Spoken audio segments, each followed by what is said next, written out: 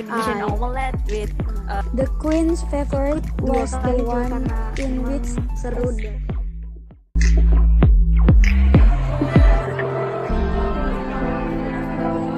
Teman nih Kak Adila dan juga Diva bisa nanti sharing-sharing gitu kan.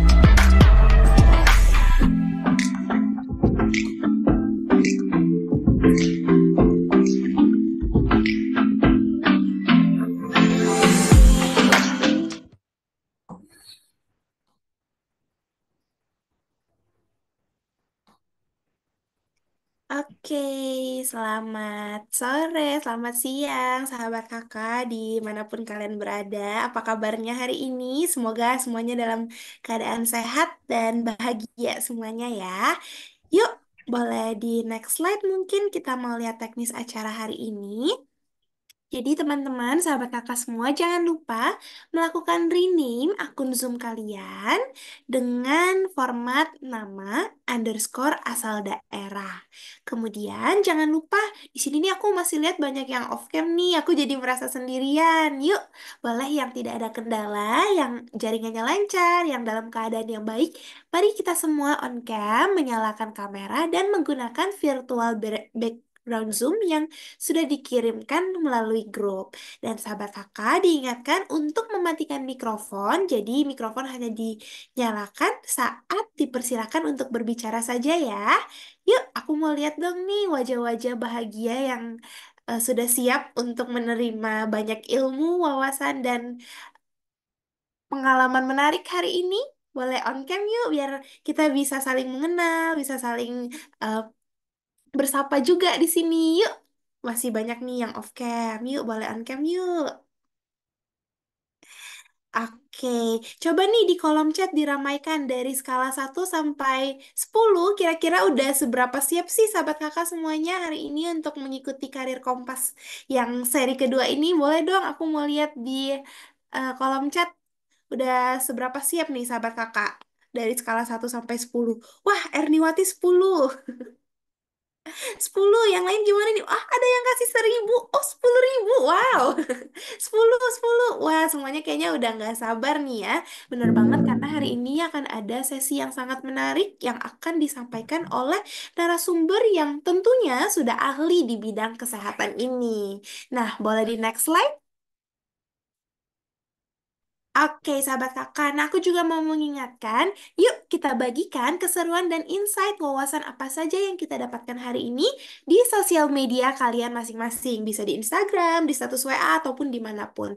Nah, kalau kalian uploadnya di Instagram, jangan lupa tag dan mention @Yayasan Kokalbe dan juga narasumber kece kita hari ini di @Nimah Rahma dan @Estefa Atimah.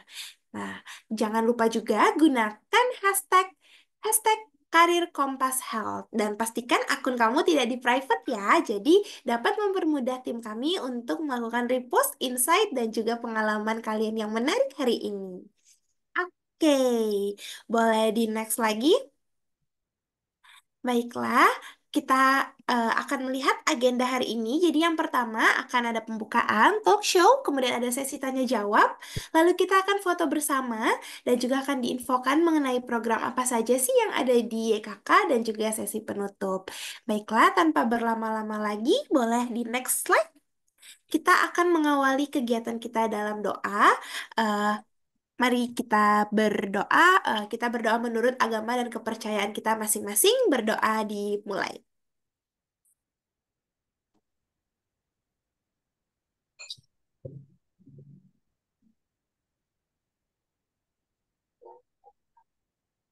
Berdoa dicukupkan.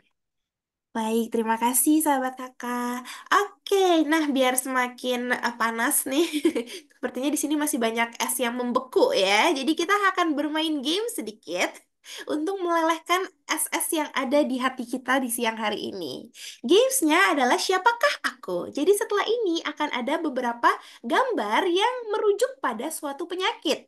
Pasti ini sahabat kakak di sini kan rata-rata kebanyakan dari jurusan kesehatan ya, pasti nggak asing lagi nih dengan penyakit atau gambar-gambar yang akan tampil nantinya. Nah, sahabat kakak boleh langsung jawab melalui kolom chat ya. Nanti aku akan pilih beberapa orang yang menarik perhatianku. Oke, udah siap? Yang siap boleh kasih reaction dong, biar nggak sepi nih. Ada yang udah siap untuk bermain game? Boleh kasih reactionnya? Oke, mantap. Udah siap semua ya. Oke, kita next slide. Kita lihat. Nah, coba nih, kira-kira ini penyakit apa ya? Adakah yang bisa jawab? Kira-kira Gula darah.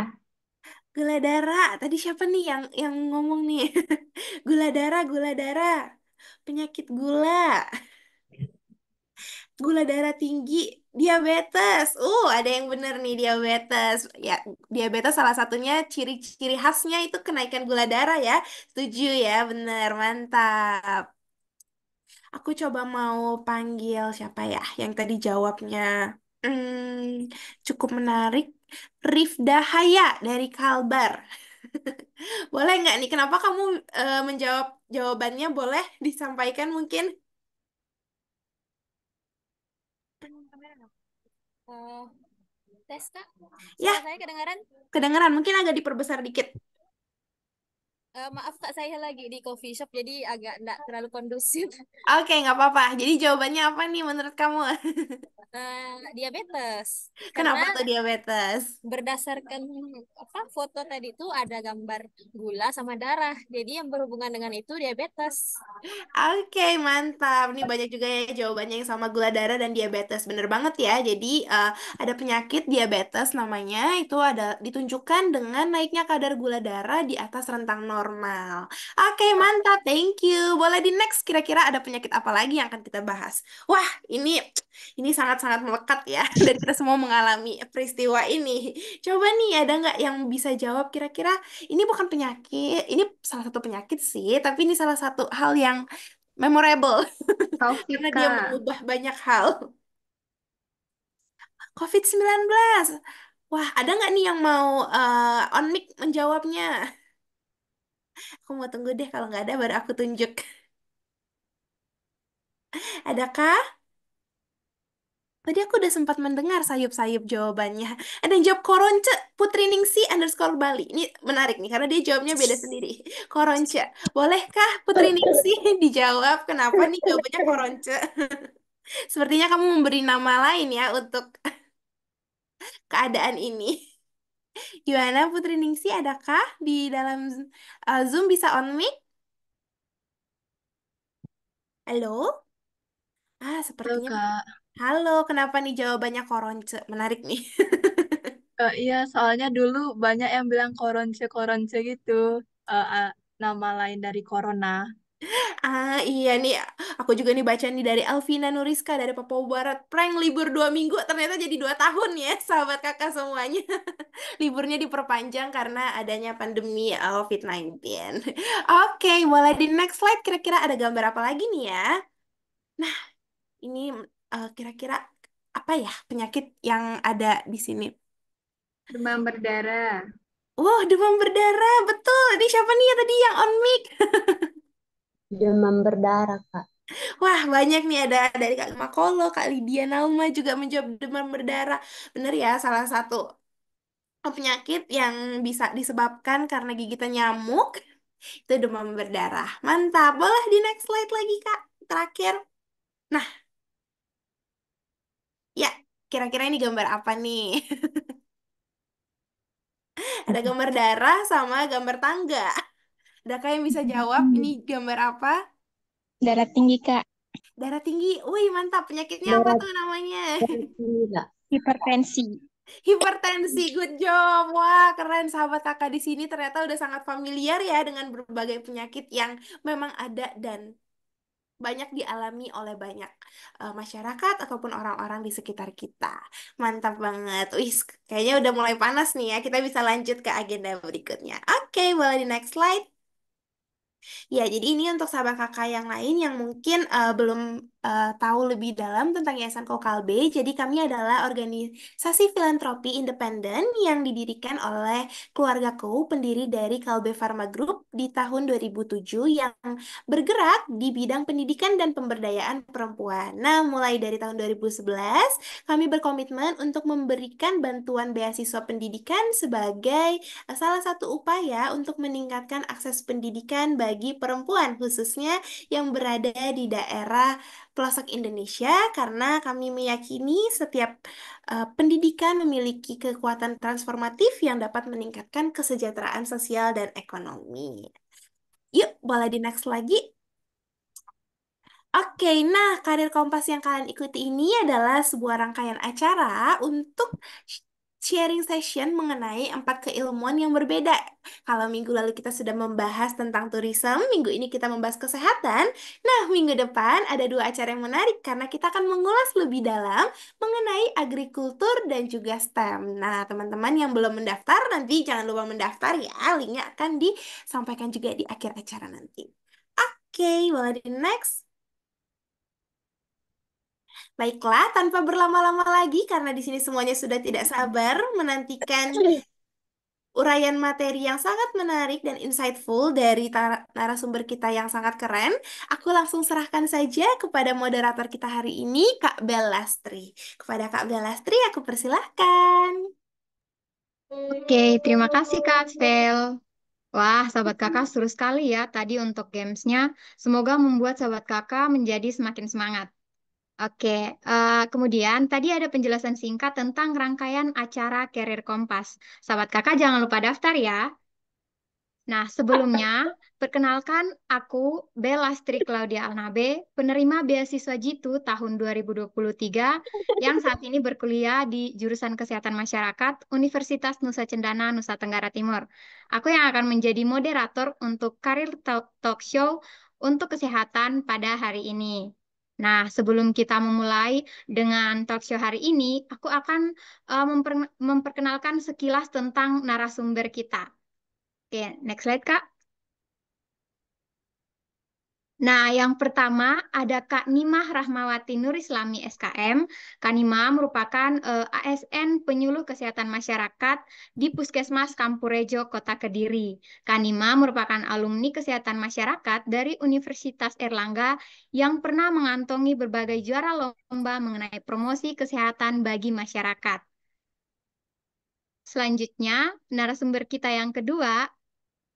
Next slide. Oke, ada Kak Siti Fatima Escape BD MKM yang saat ini bekerja sebagai program koordinator MPHD program dan merupakan lulusan S1 dan profesi kebidanan Universitas Airlangga dan alumni S2 Kesehatan Masyarakat Universitas Indonesia. Yuk sahabat kakak sambut Kak Nima dan Kak Siti dengan tepuk tangan yang meriah. Yuk kasih reaksinya sahabat kakak.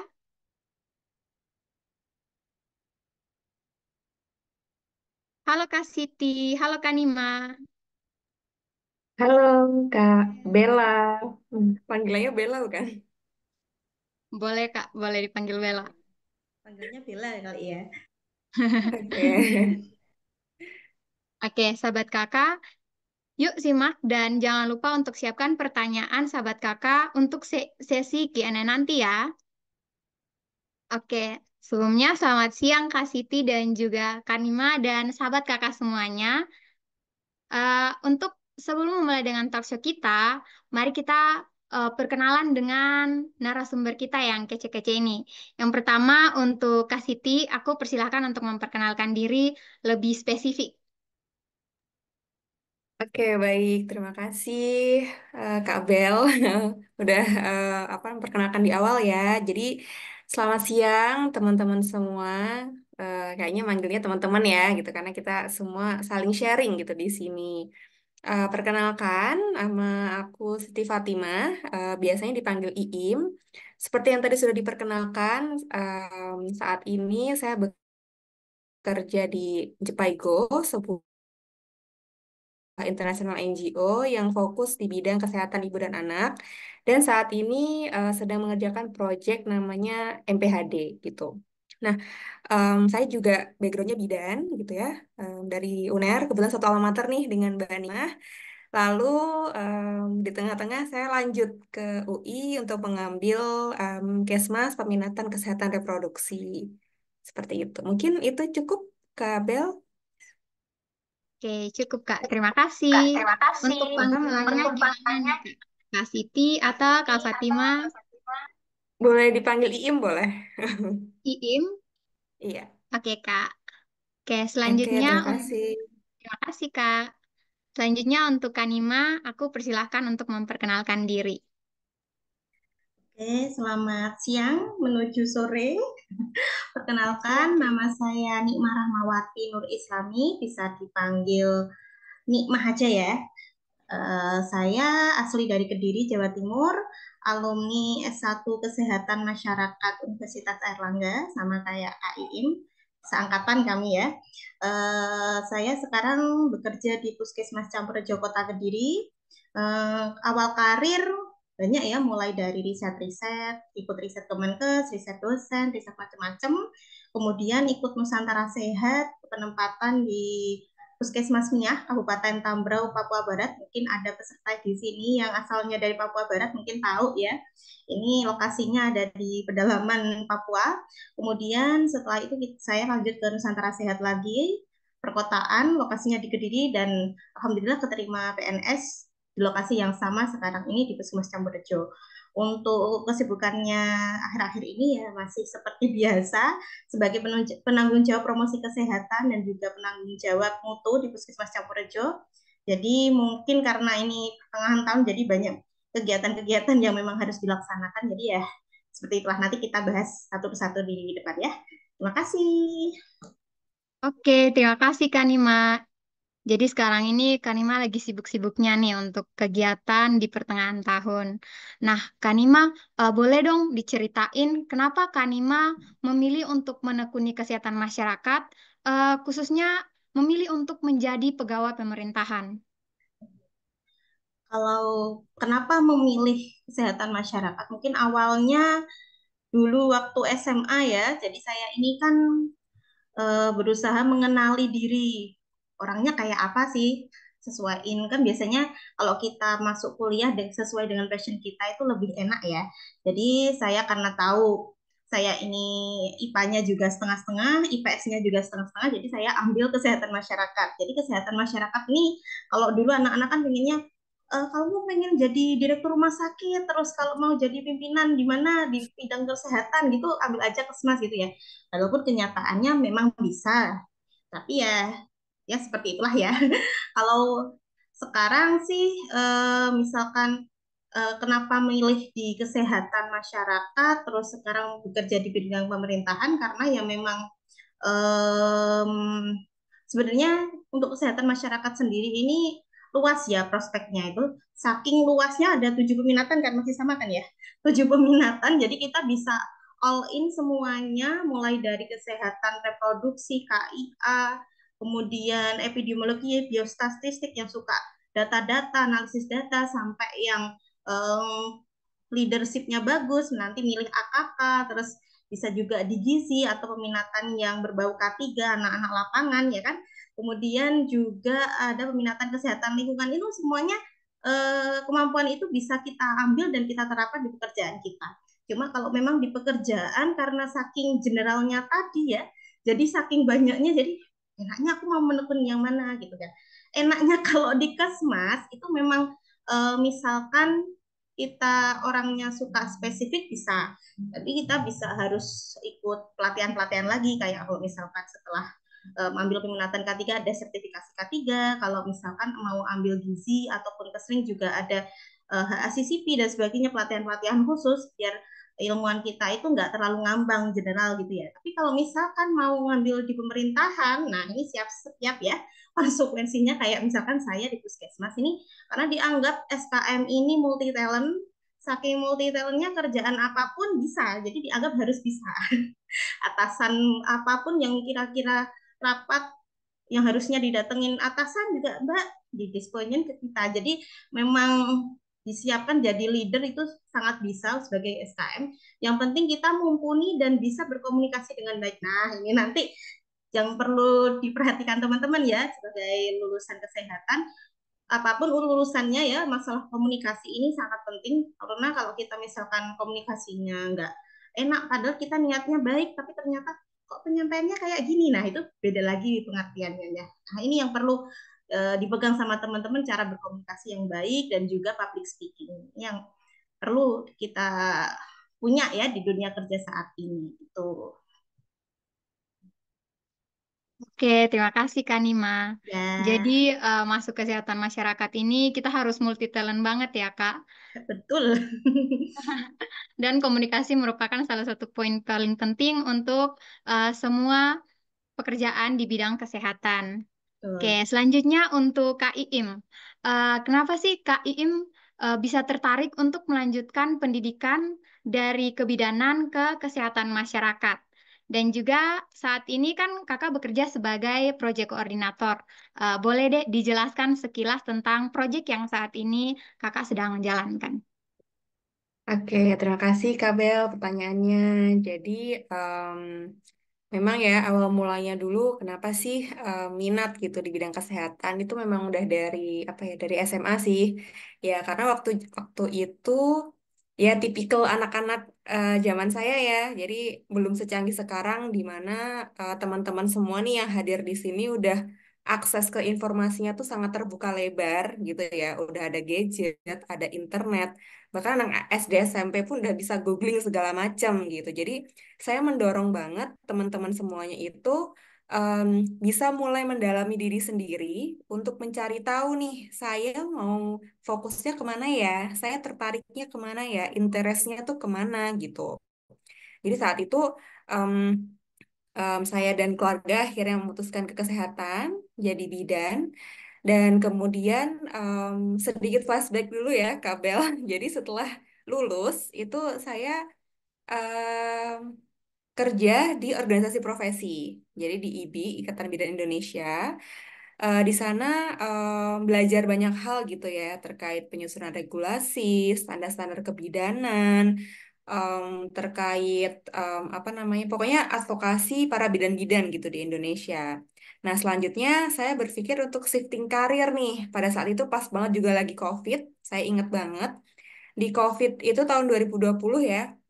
Jadi di saat COVID itu akhirnya saya berpikir ini adalah saat yang tepat gitu bagi saya untuk shifting karir karena saya juga udah lumayan lama gitu ya di IBI udah sekitar 4 tahun. Jadi saya mencoba untuk bidang NGO yang dari lama juga saya pengen mencoba nih, pengen tahu gimana sih internasional NGO itu bekerja dan juga untuk di Indonesia itu seperti apa gitu. Akhirnya ada kesempatan saya pertamanya itu masuk ke Cipaigo di proyek KBPP. KBPP itu KB, Keluarga Berencana Pasca Persalinan. Itu em, sebagai program officer. Jadi waktu itu masih sebagai staff yang ada di lapangan gitu ya, implementer program. Dan saya ditempatkan di Kabupaten Bogor saat itu. Nah, di saat itu pula, kebetulan saya juga akhirnya memutuskan saat yang tepat nih untuk melanjutkan sekolah gitu. Karena pas banget juga momennya, saya rasa 4 tahun pengalaman saya itu sudah cukup bagi saya untuk melihat bagaimana sih minat saya dan juga ilmu apa sih yang ingin saya pelajari lebih lanjut gitu. Jadi saya akhirnya memutuskan mengambil S2 yang kebetulan di Jakarta juga, yang saya mikirnya saat itu adalah sekolah plus bisa ambil kerja nih gitu. Dan kebetulan juga waktu itu masih COVID, jadi masih online kuliahnya. Jadi saya rasa ini momennya pas gitu. Setelah itu baru deh 3 tahun em, apa namanya bekerja sebagai program officer, lalu lanjut di Jijibaku juga, tapi project yang berbeda. Jadi kalau di NGO itu teman-teman sistemnya by project gitu ya. Jadi kita ini seperti bidding untuk mendapatkan donor dari luar gitu ya. Kebanyakan sih dari Amerika. Jadi seperti di yang McB Project yang KBPP itu kita dapat dana dari Margaret A. Cargill Philanthropy. Lalu untuk yang Project Momentum ini itu dari USAID gitu. Jadi masih tentang kesehatan ibu dan anak. Dan saat ini saya sebagai program koordinatornya gitu. Memang sedikit berbeda shifting apa namanya posisinya, tapi masih ke dalam bidang yang sama, kesehatan ibu anak gitu. Gitu, Kak Bel. Ya, terima kasih Kak. Berarti Kak, untuk Kak Iim sendiri eh, lebih mendalami lagi ketika ada COVID ya Kak. Jadi mulai untuk merintis secara perlahan. Oke. Selanjutnya untuk Kanima nih. Tadi sempat disinggung tentang Nusantara Sehat. Boleh diceritain Kak pengalamannya untuk Nusantara Sehat eh, yang sudah Kakak lalui sebelumnya? Oke, jadi Nusantara Sehat yang waktu itu saya ikutin ini masuk ke batch 4 atau ke bagian keempat ya. Jadi mulai Nusantara Sehat itu ada di tahun 2015, itu batch 1. Saya di batch 4-nya walaupun setelah itu hampir 1 tahun itu buka 3 batch ya Kemenkes.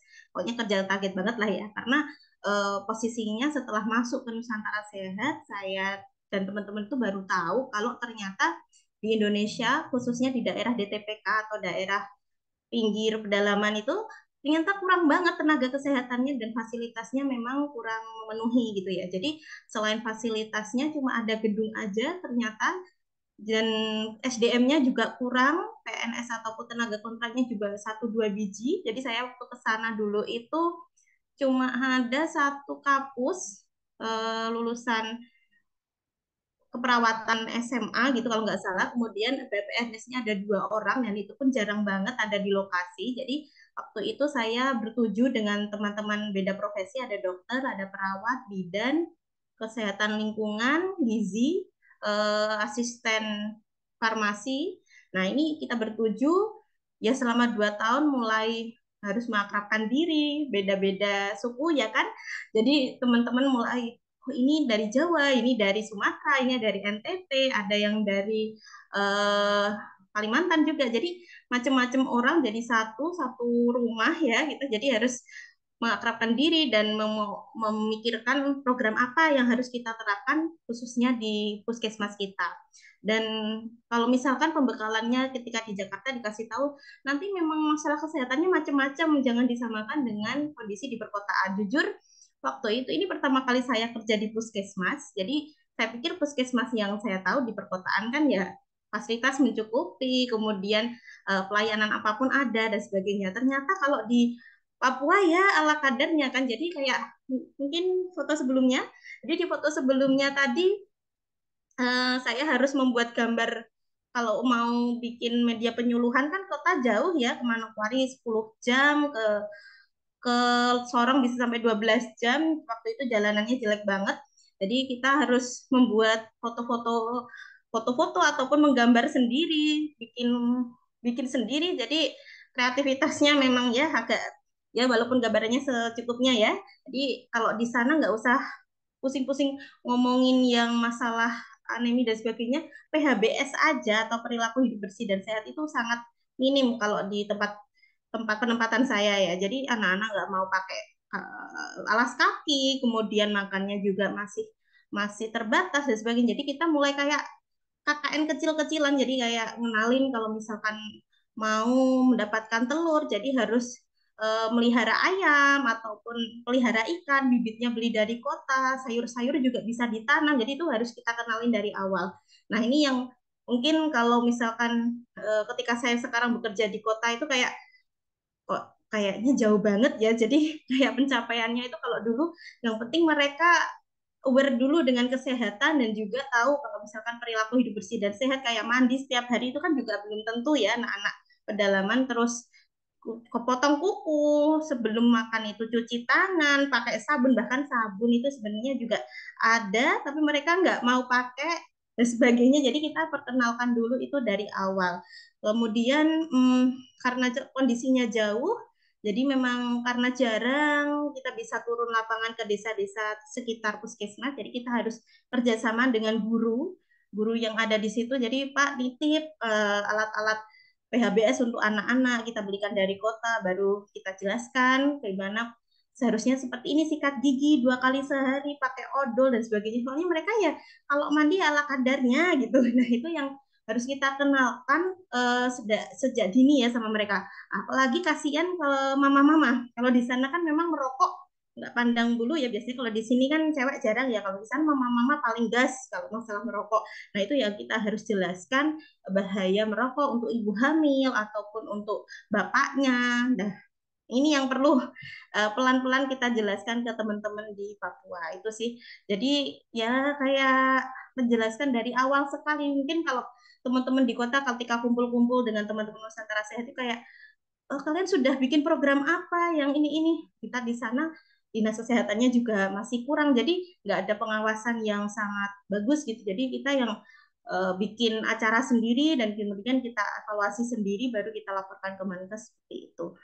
Nah, untuk Nusantara Sehat yang kedua, kebetulan di kota saya sendiri, jadi baru mengenali, jadi cara kerjanya kalau di puskesmas di perkotaan itu seperti ini, laporannya setiap saat, pakai aplikasi dan sebagainya. Sedangkan di sana kan sinyal nggak ada ya, listrik juga nggak ada, jadi boro-boro ya ngomongin laporan, jadi kayak kita kerja kerja di lapangan itu ya menyesuaikan gitu aja sih. Jadi yang perlu dengan keterbatasan kita tetap bisa melaksanakan kegiatan yang dari pusat, tetap kita sampaikan ke teman-teman di penempatan.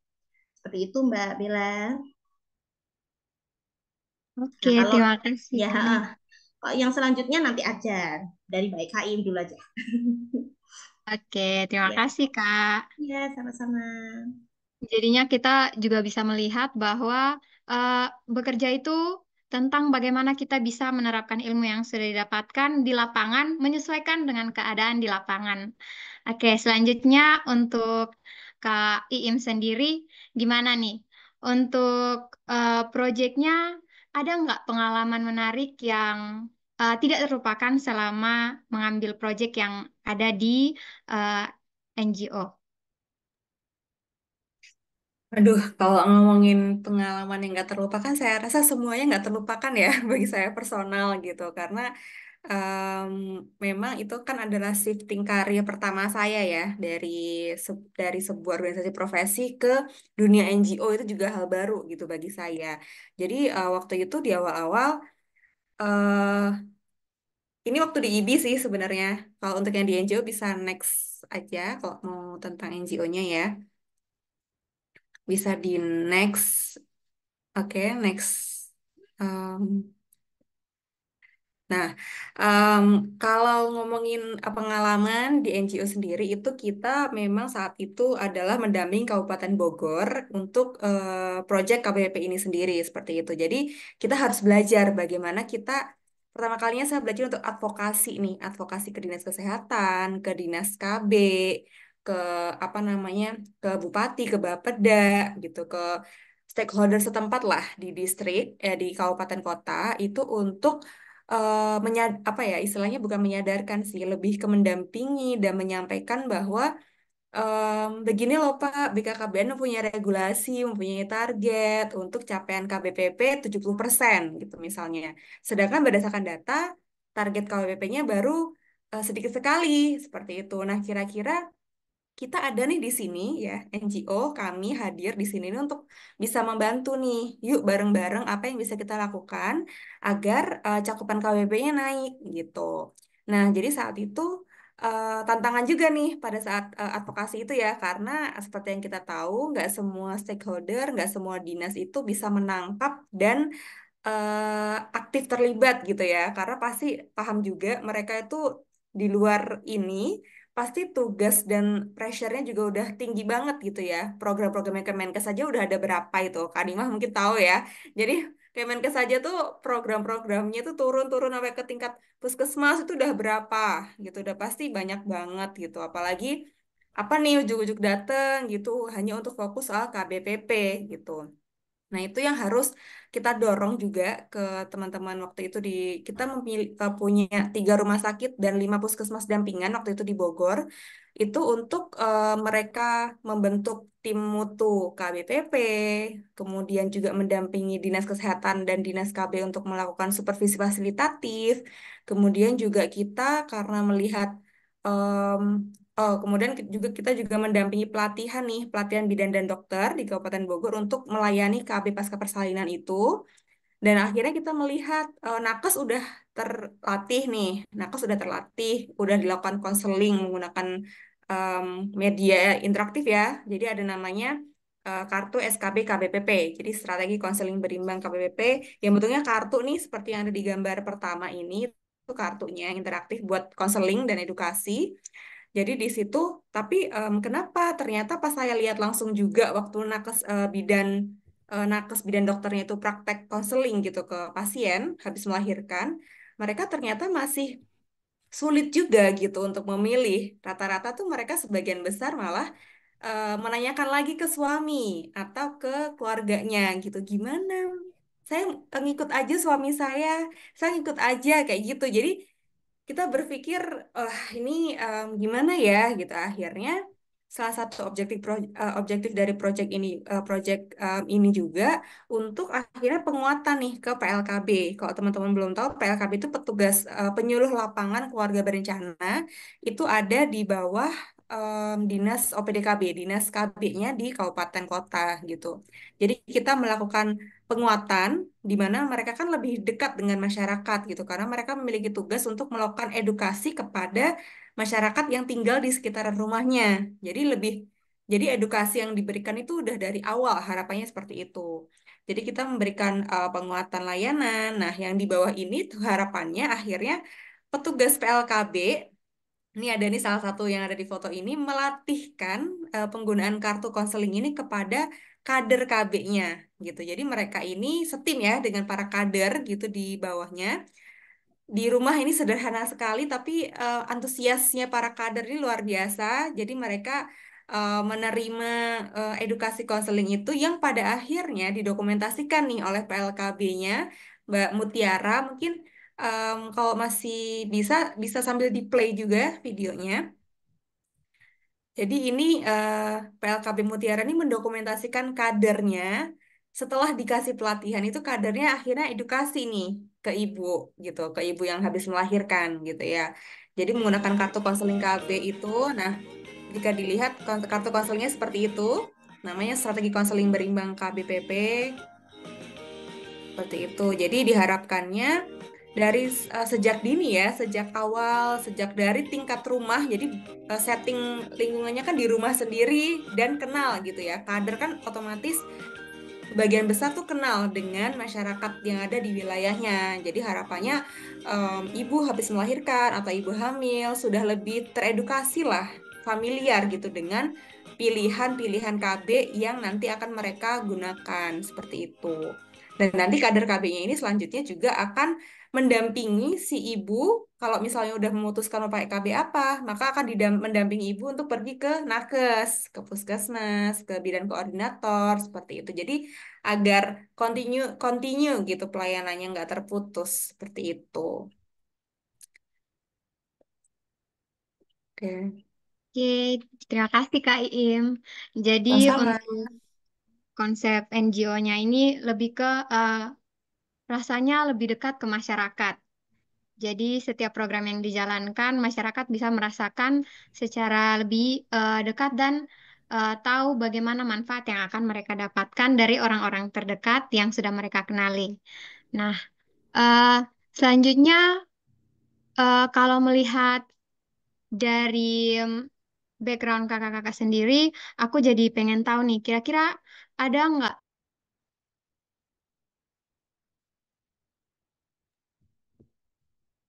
Oh, maaf.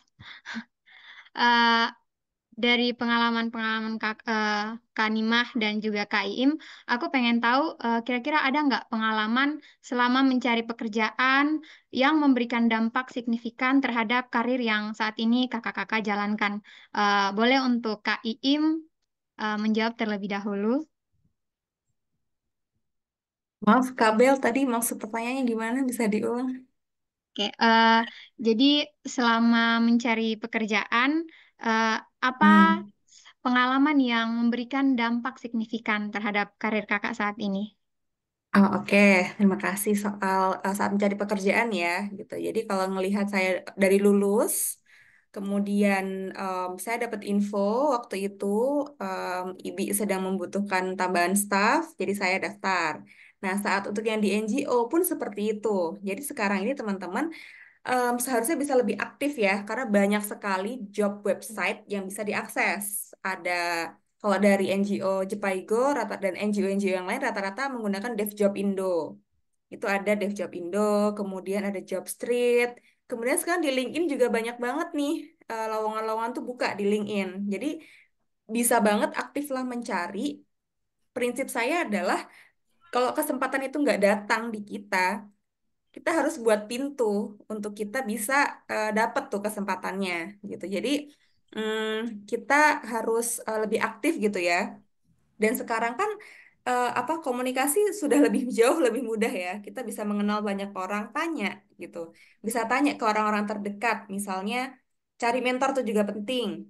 Jadi dari mentor itu kita juga bisa nanya. Kalau misalnya saya minat di saya minat di pelayanan gitu. Jadi gimana ya, ada saran nggak atau mungkin ada info. Nah, dengan kita banyak berkomunikasi dan juga menjalin relasi yang baik dengan banyak orang, nanti juga pintu itu sendirinya akan terbentuk gitu, pintu kesempatan itu akan terbentuk untuk kita gitu. Jadi karena kita nggak tahu ya kesempatan datang dari pintu yang mana gitu.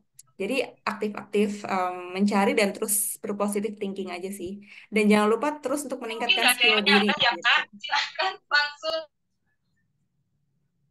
Oke, terima kasih Kak Iim. Jadi Sama-sama. di sini membangun relasi dan komunikasi itu sangat penting ya untuk bisa mendapatkan karir yang kita inginkan. Selanjutnya untuk Kanima gimana nih? Ada nggak pengalaman yang memberikan dampak signifikan terhadap karir kakak saat ini? Oke, jadi kalau pengalaman saya dulu sebelum saya wisuda sudah aktif cari-cari info tentang riset ke dosen. Kalau dulu mungkin biasanya dosen ngumumin ada riset di Madura atau di mana atau kampus lain ngadain kayak UGM atau UI mungkin ngadain itu kita kadang pengen ikutan. Jadi kalau mungkin selain info dari dosen ya kita juga bisa cari-cari info kan sekarang kalau zaman dulu belum ada TikTok gitu ya. Instagram juga setengah hidup setengah enggak kan zaman dulu mungkin Facebook ya. Jadi informasi masih terbatas. Mungkin lebih ke orang-orang terdekat kita ada informasi apa jadi kita ikut. Mungkin kalau anak sekarang bilangnya itu kalau nggak jalur orang dalam nggak bisa. Seperti yang dikatakan Kakak Iin tadi. Jadi nggak mulu-mulu apapun itu orang dalam ya. Relasi itu bisa kita ciptakan atas kemampuan kita lewat kita usaha kita naruh di LinkedIn, perbaiki CV kita. Jadi CV kita itu lebih menarik. Kita pernah pengalaman mungkin magang-magang di mana, pernah di rumah sakit atau pernah kunjungan lapangan ke perusahaan apa itu tulis aja semuanya. Jadi orang lain yang pengen nge-approach kita itu anak ini pengalamannya nggak cuma kuliah-kuliah aja. Jadi ada pengalaman organisasi atau pernah jadi ketua BEM atau pernah jadi apa itu saya masukkan kalau dulu. Jadi CV saya nggak cuma intinya kuliah gini-gini ya walaupun memang kalau IPK itu juga penting tapi nggak terlalu penting sebenarnya. Jadi yang paling penting IPK kita nggak jelek-jelek amat ya 3 lebih lah ya pasti terus kemudian baru kita cari informasi dan perbaiki CV kita. Jadi pengalaman-pengalaman kerja kita itu kita masukin. Kita memang nggak boleh sombong dan show off ya tapi kalau masalah pencapaian apa yang kita punya itu pamerin aja nggak apa-apa. Jadi itu yang kunci utama kita berani pasang kemampuan kita di media. Terus setelah orang tahu, oh anak ini bisa ini ya, jadi kita panggil. Seperti saya dulu setelah lulus keterima apa ya magang sebentar di BPJS Kesehatan. Terus dari situ ternyata membuka jalan untuk ambil riset kesehatan tingkat nasional waktu itu sebagai penanggung jawab tingkat kabupaten kota di Bantaeng Sulawesi Selatan.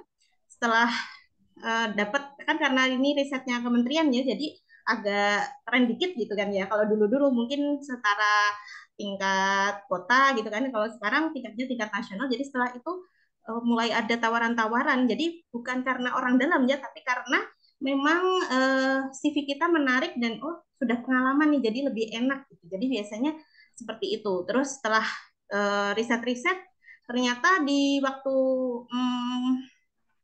wawancaranya Nusantara Sehat itu juga menjadi poin plus sehingga akhirnya saya keterima dibandingkan teman-teman yang lain yang mungkin pengalamannya masih kurang. Nah, yang perlu teman-teman sekarang mungkin proses-proses mau wisuda atau sudah persiapan-persiapan untuk mencari pekerjaan itu perbaiki CV, perbanyak pengalaman kerja, magang-magang itu tulis aja, terus jangan khawatir misalkan saya sekarang jenjang karirnya gimana ya Kak, lebih baik ini apa ini yang penting yang mana aja dulu, yang ada yang penting masih nyambung dan sesuai passion kalian dan sesuai kemampuan kalian. Tapi jangan yang karena ya sesuai kemampuanku segini aja Kak, aku nggak pinter-pinter apa. Jangan, jadi tetap harus mengusahakan kemampuan kita itu bertambah. Jadi kayak misalkan kalau sekarang kemampuan bahasa Inggris penting, nggak apa-apa, ambil les-les yang otodidak aja kayak les di YouTube dan sebagainya yang nggak perlu berbayar mahal kan ya. Terus kemudian juga misalkan kayak kemampuan skill-skill editing. Kalau misalkan anak kesehatan masyarakat biasanya dikit-dikit disuruh bikin video atau bikin animasi-animasi apa. Sekarang ada Canva, ada CapCut ya, macam-macam itu bisa digunakan, nggak perlu bayar, gratis bisa ya kan Kak Iim ya. Jadi apapun itu yang penting kita mau punya niat, nanti kita siap, jadi kita tinggal menjual diri kita, itu yang paling penting. Jadi mentalnya mental yang jangan pesimis dulu. Aku nggak ada kenalan, keluargaku nggak ada channel, nggak usah. Jadi sekarang itu yang penting kita mau mengendalikan diri kita untuk berani menatap kesempatan di luar sana. Jadi nggak usah khawatir, aku lulusan kampus biasa Kak, atau daerahku nggak ada informasi ini Kak. Nggak ada ceritanya. Jadi intinya kalau kayak punyanya Kak ini NGO ini malah lebih luas ya. Jadi kadang malah lokasi-lokasi kayak yang dibutuhkan itu kayak pas misalkan di Papua atau di NTT itu posisi-posisi yang biasanya nyari enumerator anak daerah. Nah itu yang malah susah kalau nggak ada anak daerah yang mumpuni. Nah akhirnya biasanya, aduh yang mana ya ini ya, kita nggak punya kenalan. Nah itu teman-teman perlu perbanyak cari tahu, bisa lewat LinkedIn tadi atau Jobstreet itu macam-macam. Jadi sekarang itu teknologi sangat banyak, yang penting kita berani dan mau untuk berusaha. Itu sih yang paling penting, mental untuk berani tadi. Itu Kak Bella. Wah, jadi kesimpulannya untuk yang harus dipersiapkan yaitu adalah relasi, kemampuan, dan juga harus terus meningkatkan skill ataupun kemampuan agar mumpuni untuk melakukan pekerjaan yang akan datang.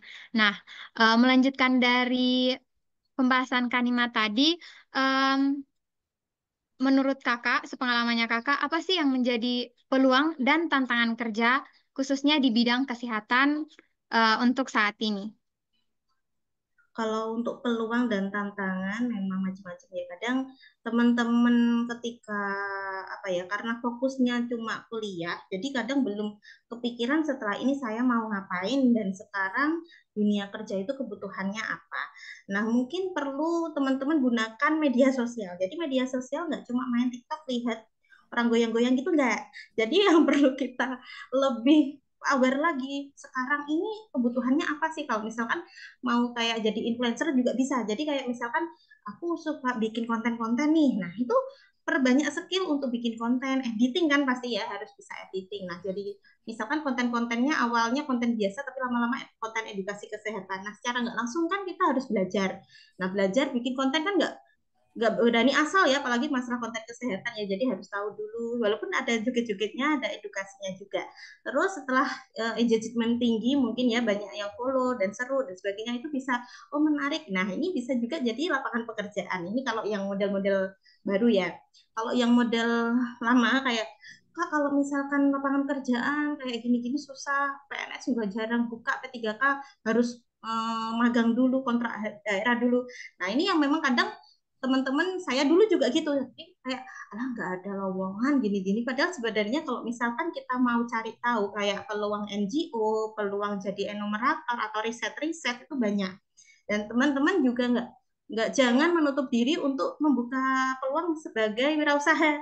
Jadi kayak misalkan aku punya bakat masak nih, suka masak, nah bikin catering itu banyak teman-teman saya dari yang dulunya nggak kenal gizi jadi harus memperdalam gizi karena dia bisa masak, suka masak, ternyata bisa bisa masuk nyoba nawar-nawarin ke instansi-instansi, buka catering gede bisa. Jadi itu juga salah satu karir yang perlu teman-teman pikirkan. Jadi nggak hanya kalau aku kerjaan, kalau nggak kerja kantor pakai seragam gitu nggak keren Kak, enggak. Zaman sekarang itu semuanya bisa, apalagi sebagai sarjana kesehatan masyarakat mungkin ya, ada yang kesehatan masyarakat ataupun perawat dan bidan itu macam-macam bisa. Yang penting kita bisa masukin ilmu yang kita dapat selama kuliah Jadi kita aplikasikan di bidang kesehatan. Kayak misalkan pelan-pelan ikut apa magang-magang di mana. Jadi nggak apa awal-awal tuh jangan yang kayak matok aku ini lulusan S1 atau aku ini anak sarjana atau gimana-gimana. Jadi nggak perlu gaji kok dikit di mana, nggak apa-apa. Jadi yang penting kalian perbanyak pengalaman dulu aja, baru bisa tahu rate card kita itu seberapa. Jadi kalau kita sudah tahu, oh aku value-ku segini, jadi bisa pasang harga untuk diri kita gitu.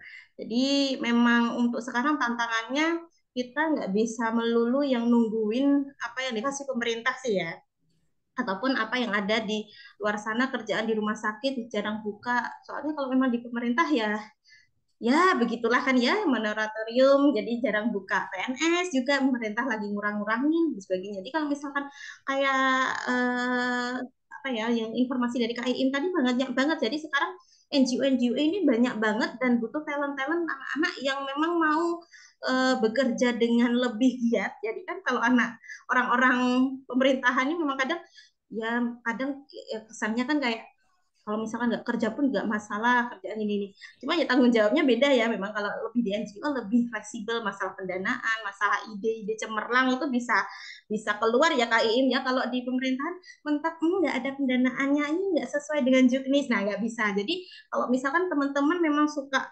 explore kemudian berpikir kritis yang inovatif gitu-gitu cocok di NGO sih. Kalau memang di pemerintahan kadang kepentok aturan ini nggak boleh, pendanaan ini nggak ada. Nah, itu yang memang kan kondisinya seperti yang harus kita pahami kalau sebagai di pekerja di pemerintahan beda dengan di NGO seperti itu, Kak Bella. Mungkin kalau ada tambahan Kak Im. Oke, terima kasih Kak Nima. Boleh nih Kak Iim menambahin apa aja peluang dan tantangan kerja di bidang kesehatan saat ini menurut Kak Iim sendiri.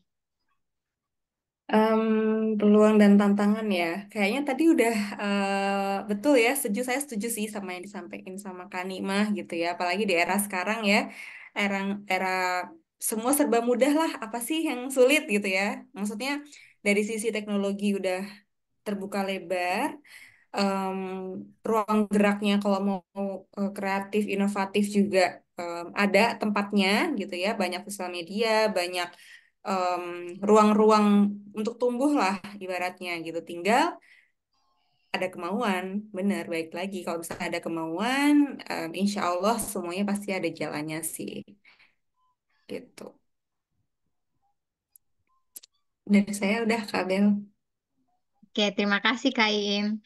Jadi untuk peluang saat ini kita punya banyak informasi yang bisa kita dapatkan, tapi tantangannya bagaimana kita bisa mencari informasi itu dengan lebih optimal. Nah, selanjutnya dari tadi kita sudah membicarakan tentang komunikasi, leadership, dan kemampuan atau soft skill yang lain. Nah, menurut Kak Im dulu nih, eh, ada nggak sih soft skill yang lain yang dibutuhkan untuk menunjang pekerjaan di bidang kesehatan? Oke, kalau untuk soft skill, untuk di zaman sekarang pastinya banyak banget ya, gitu. Seperti tadi yang Kak Nima dan ternyata di YKK ini ada juga English Club. Nah itu bagus banget, apalagi zaman sekarang kayaknya ya bukan mau bagaimana ya, tapi at least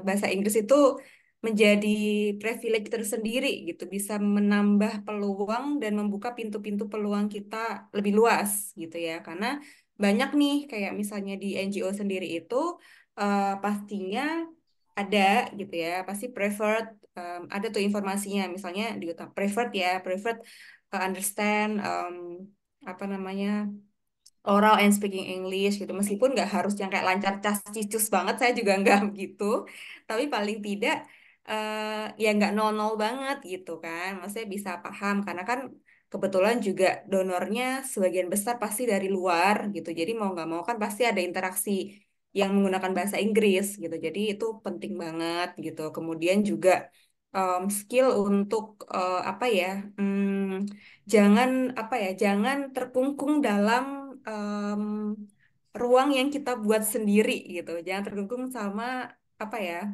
seperti balon yang kita buat sendiri ukurannya gitu. Padahal di dunia ini itu tuh sangat luas gitu. Jadi kita harus banyak-banyak explore aja karena kesempatan itu tuh terbuka lebar kalau memang benar tadi kita harus mencarinya dengan baik gitu. Dan apa ya, belajar aja, maksudnya nggak ada hal atau nggak ada ilmu yang nggak bermanfaat gitu. Kalau tadi saya lihat di kolom chat ini kan banyak nih yang kayak kegalauan-kegalauan yang saya udah di kesehatan tapi gimana nih untuk terkadung terkadung kecemplung, gimana bisa bertahan dan segala macam. Em, Seperti yang tadi saya bilang ya, harusnya dari awal sudah tahu nih minatnya kemana. Tapi kalau memang sudah terlanjur, Em, ada dua hal yang saya percaya gitu. Yang pertama, love what you do. Yang ketiga ya, love what your interest, do what you love gitu. Kalau misalnya nggak bisa do what you love, ya love what you do gitu. Jadi em, segala hal tuh pasti akan bermanfaat kok buat kita ilmu apapun gitu. Jadi ilmu kesehatan coba cari di dalam kesehatan itu sendiri hal apa yang kira-kira menarik minat kamu gitu. Karena banyak sekali apa ya jalur-jalur karir gitu ya di kesehatan itu. Jadi nggak hanya praktisi nih. Ada peneliti tadi yang Kak Nimah juga punya pengalaman research di situ. Ada di misalnya di NGO yang apa namanya pendampingan advokasi. Ada juga yang di pemerintahan, terus banyak banget gitu. Jadi intinya banyak-banyak apa ya, membuka pikiran aja, positive thinking, buka pikiran dan aktif untuk mencari dan mencari peluang gitu.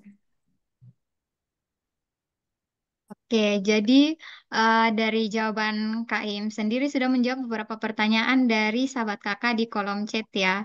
Jadi untuk saat ini kita perlu untuk punya kemampuan yang kalau bahasa Inggris saya sangat setuju sih Kak, karena bahasa Inggris saat ini merupakan hal yang lumrah dan sangat sering ditemui dan juga merupakan kemampuan basic yang membuat kita memiliki nilai lebih di mata orang lain. Oleh karena itu sahabat kakak yang pengen join YKK Club, English Club, jangan lupa langsung hubungin di IG-nya YKK atau mau email juga boleh. Oke, selanjutnya untuk Kanima sendiri, menurut Kanima, untuk menunjang pekerjaan kita sebagai tenaga kesehatan di era perkembangan saat ini, apa sih kemampuan atau soft skill yang perlu kita kembangkan?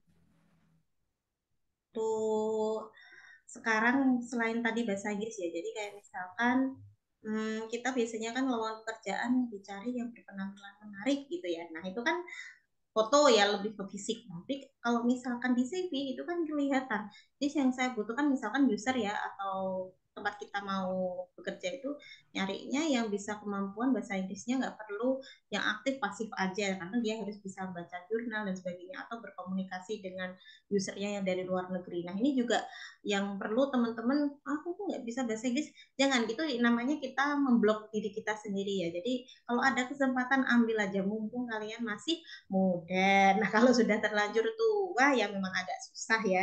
Tapi nggak ada batasan ya usia berapapun yang namanya mau belajar itu tetap bisa aja. Dan quote pentingnya adalah teman-teman nggak ada uh, hasil yang nggak ada usaha yang gagal walaupun yang hasilnya itu biasa-biasa aja. Kalau teman-teman usahanya sudah maksimal pasti ada jajalannya walaupun mungkin niatnya mau misalkan aku nungguin jadi PNS nih Kak.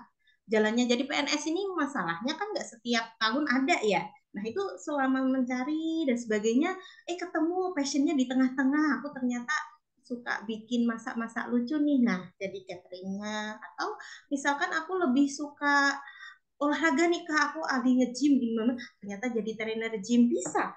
Itu sangat bisa ya, itu juga salah satu lapangan pekerjaan ya. Jadi pekerjaan ini kan macam-macam tapi masih nyambung dengan kesehatan. Mungkin kalau orang-orang anggapnya masyarakat kayak sekolah tinggi-tinggi cuma jadi gitu enggak itu pikiran orang-orang aja jadi kalau teman-teman ini yang penting halal ya kan yang penting ada hasilnya yang penting sesuai dengan keinginannya teman-teman nyaman malah enak kalau misalnya dipaksakan orangnya memang nyentrik gitu ya punya pemikiran yang ternyata pengennya keluarga misalkan memaksakan ke PNS. Nah, ternyata di PNS dia aduh kok ternyata PNS gini ya harus ikut atasan harus disiplin dan sebagainya nggak bisa itu kan malah jadi repot lagi ya kan akhirnya sering bolos akhirnya disuruh atasan nggak mau dan sebagainya kan susah juga. Jadi kalau untuk masalah soft skill yang perlu disiapkan adalah dunia kerja ini tidak senyaman ketika kita masih mahasiswa ya. Kalau masih mahasiswa kan apapun dengan teman-teman masih dimaklumi, oh masih mahasiswa. Tapi kalau sudah bekerja, nggak ada lagi ceritanya trial and error, kita memang harus bertanggung jawab dengan apa yang kita laksanakan. Jadi kayak misalkan kemampuan untuk komunikasi yang tadi saya utarakan di awal, kalau misalkan teman-teman dalam berkomunikasi, misalkan memahami kemampuan analisis kepribadian orang dan cara orang ini dalam menyampaikan sesuatu, atau oh saya kalau orang ini modelnya kalem jadi saya nggak boleh ngomongnya tinggi, atau orangnya modelnya kayak gini, jadi membuat orang lain nyaman itu penting ya, bukan berusaha jadi orang bermuka dua ya, tapi lebih ke adaptif ya istilahnya. Jadi nggak yang aku karakterku kayak gini, aku memang keras, nggak bisa ya. Kalau kita di tempat kerja ketemu dengan banyak orang, kita harus yang oh ya membuat kita awal-awal anak baru, oh ya terima kasih Bu, jadi kayak mengakrabkan dulu itu paling penting. Jadi kalau kita memang halo efek ya kalau istilahnya di promkes ya, jadi kalau di awal udah bikin ini apa sih kok ngomongnya kayak gini kasar banget gitu kan, jadi bikin ke depan belakangnya kayak nah ini bisa nggak sih, nah itu kan nggak dipercaya untuk pekerjaan-pekerjaan yang lain. Nah, komunikasi itu yang maksud saya yang paling penting. Kemudian kemampuan untuk inovatif tadi ya, jadi kalau misalkan mentok kayak kerjaan tuh kok cuma ini kayaknya bisa dipermudah deh biar dapet cuan gitu, gimana sih caranya. Nah, itu juga kemampuan inovatif. Kalau di tempat kerja mungkin misalkan jalurnya ini kayak komunikasi sama kader ini kok ribet banget, nah kita bikin inovasi apa yang biar fleksibel waktunya, fleksibel anggarannya, itu bisa kita terapkan juga. Nah ini yang perlu kita asah sejak sejak sekarang ya, sejak mahasiswa, setelah lulus nanti aku kayak gimana. Nah itu mulai dipikirkan inovasi-inovasi dalam diri kita sendiri lah minimal, itu baru kita terapkan di tempat kerja. Kemudian untuk teamwork ya lah, teamwork tadi nggak jauh-jauh dari komunikasi ya. Jadi kalau kerja sama tim misalkan yang biasanya ditanyakan di wawancara itu, misalkan Mbak ini ada deadline itu Mbak Rima gitu ya, jadi deadline-nya ini Mbak Rima punya tim segini, jadi tapi teman-temannya agak susah ini Mbak Rima bagi atau Mbak Rima kerjakan sendiri. Nah itu biasanya ditanyakan ingkes-ingkes seperti itu. Jadi kayak kalau ada teman yang karena ribet ya Pak saya kerjain sendiri aja lah, nggak usah nunggu orang lain. Nah itu biasanya nilainya kurang juga, berarti dia nggak bisa kerja tim. Nah ini yang perlu teman-teman latih ya, ketika di kuliah kan masih ada kerja sama kelompok. Nah kalau yang biasanya kelompokannya agak agak yang ada yang modelnya nggak tanggung jawab ya, dikasih tugas kelompok hilang-hilangan, ada yang modelnya aduh nggak percayaan temen akhirnya dikerjain sendiri. Nah ini tempat kerja kenyataan orang yang biasanya kerjain sendiri ini ya capek-capek sendiri. Ya bagus sih, cuma ya capek sendiri ya Kak Ain ya. Kalau di project harus kita rangkul sama-sama memang susah, tapi itulah yang membuat diri kita skill kita meningkat, bisa jadi dari staff nanti jadi kepala bagian dan sebagainya, itu karena kemampuan teamwork tadi. Itu yang perlu diasah dari sekarang. Itu sih Kak Bilen. Oke, terima kasih Kak Nima, terima kasih Kak Iim. Jadi dari sesi talk show kita hari ini kita bisa tahu nih kalau kesempatan itu bisa kita dapatkan, bisa kita ciptakan. Dan jangan lupa untuk mencintai apapun yang kamu lakukan dan lakukan apa yang kamu cintai. Nah, selanjutnya kita akan masuk ke sesi Q&A. Nah, kebetulan di kolom chat aku lihat beberapa teman udah nanya dan ini ada salah satu pertanyaan dari Kak Atika Putri Azara dari Sulawesi Tenggara.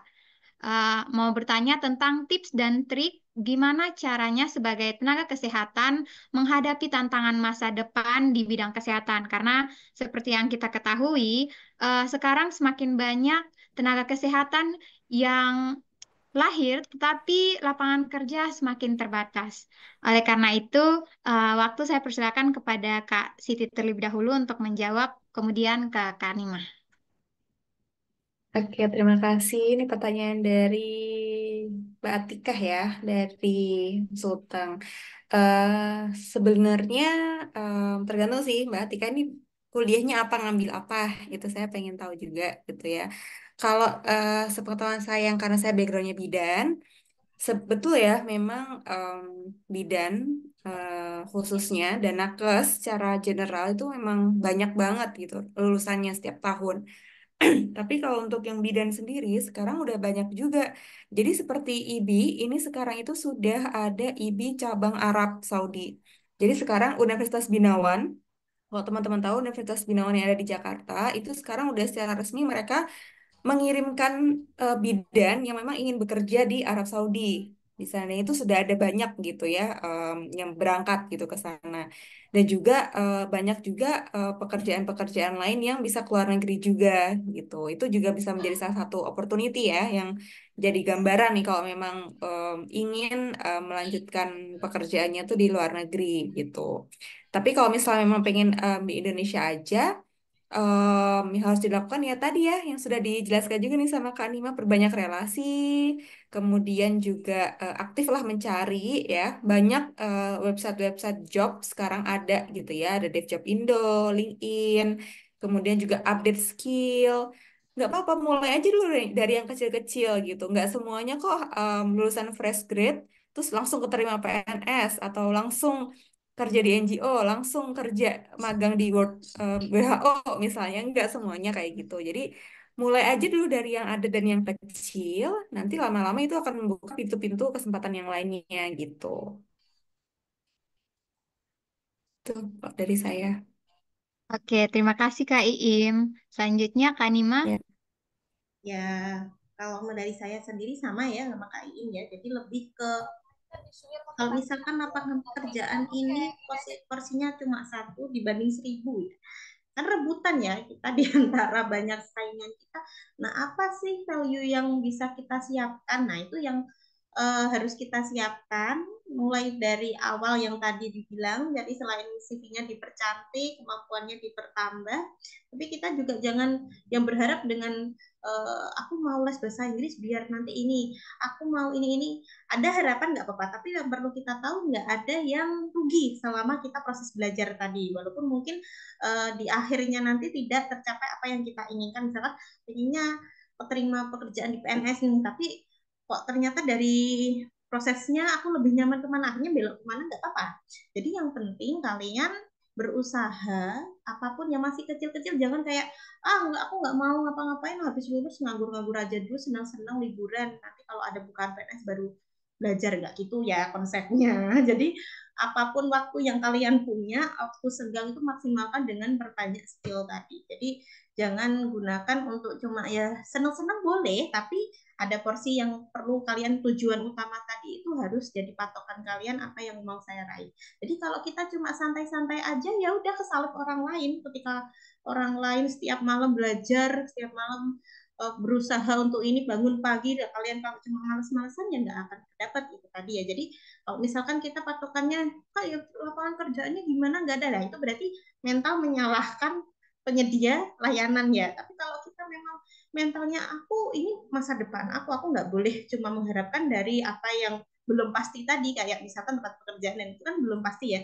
Jadi yang kita upayakan ya kita cari tahu kemampuan kita apa, kita tingkatkan apa yang ada sekarang. Jadi kayak melihat pangsa pasar di musimnya sekarang ini nih, jualan sayur hidroponik kayaknya bagus, atau mungkin wah banyak yang suka lagi diet-diet ala-ala nih. Nah, itu buka catering diet laris loh sekarang nih, soalnya banyak orang yang malas masak. Nah, itu juga bisa jadi inovasi-inovasi di pekerjaan yang mungkin aku loh kak bidan ngapain jauh banget ini nggak, malah gak dianggap kerja.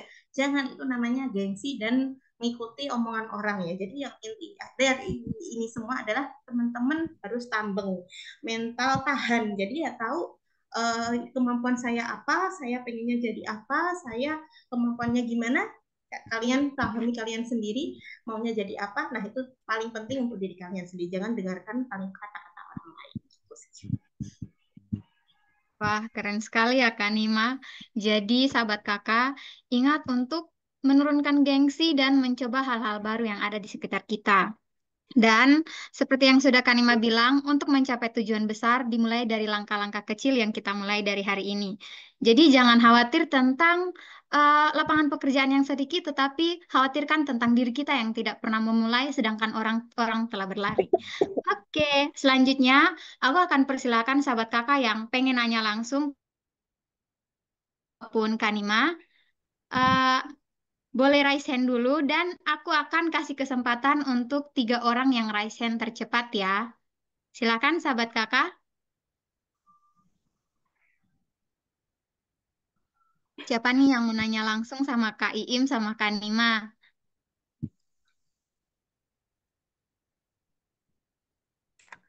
Apa pertanyaan? Ada Lia Puspitasari dari NTB, Bel. Oh iya, boleh silakan kali ya.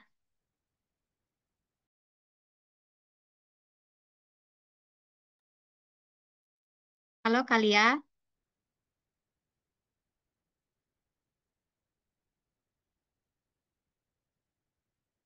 sepertinya bermasalah dengan jaringan ya. Ada yang lain lagi nggak?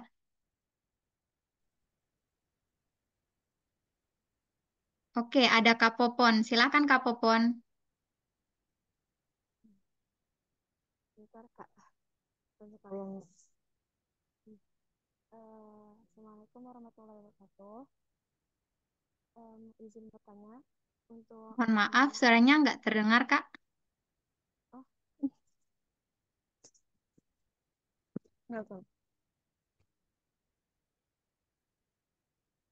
Izin bertanya Iya. untuk kakak-kakak ini ya, gimana caranya kita tuh percaya diri dan kayak gak apa teh kalau kita tuh punya skill gitu. Misalkan ada orang-orang yang kayak dia tuh punya skill sebenarnya, tapi dia tuh gak percaya diri gitu. Nah, gimana caranya kita menanamkan kepercayaan diri itu tuh kalau kita tuh punya kok gitu, dan kita tuh harus berani untuk mencoba lebih banyak hal karena kamu tuh punya juga gitu, punya skill. Tapi soalnya aku ngerasa kayak aku tuh kadang takut mencoba karena ngerasa kayak aku tuh gak pantas gitu. Gitu, Kak. Terima kasih. Oke, terima kasih Kak. Untuk Kak Iim dan Kak Nima, mau langsung dijawab atau ditampung dulu nih pertanyaannya?